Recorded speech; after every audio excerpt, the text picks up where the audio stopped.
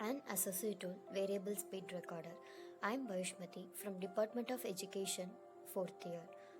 Here I am going to talk about variable speed recorder as an associate tool. It is a device used for students who have difficulty in reading and listening.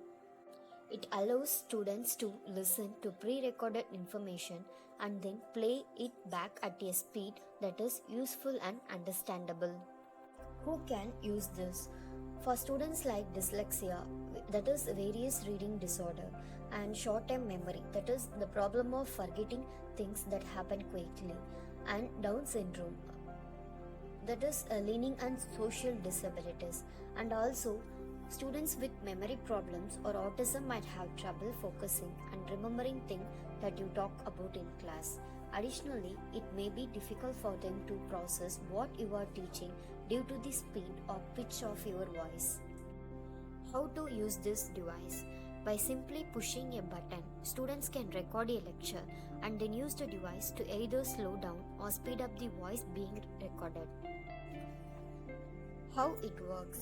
The user can record a speech as when he wishes with the help of the variable speed recorder.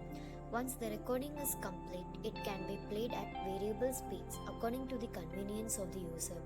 And the best part is there is zero chance of voice distortion with this recorders. Student just has to hit record while they are in class. Afterward, the recording can be slowed down or speed up for the student to listen to it again.